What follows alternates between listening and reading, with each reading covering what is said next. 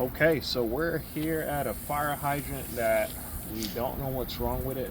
It simply mentioned that it needs to be repaired.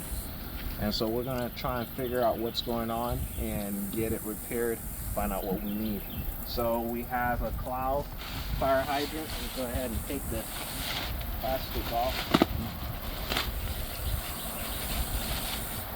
There we go.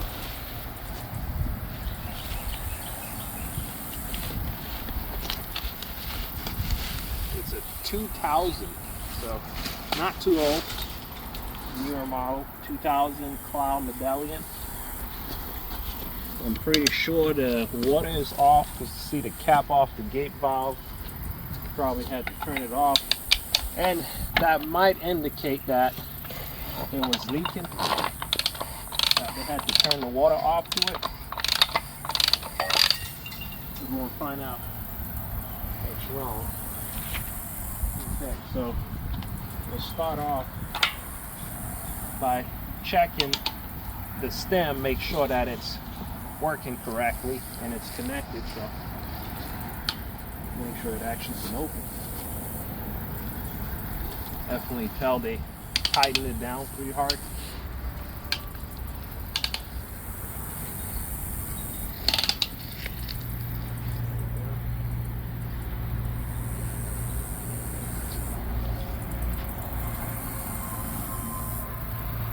So the stem is working. If you take a look inside, you'll notice that it's going up and down. And so notice this, that it's going down, and that is how your stem should be working. It's supposed to go up and down. It shouldn't be turning around. If so, then you have broken coupling, or something else is broken that's preventing it from going up and down. So just reach all the way to the end now.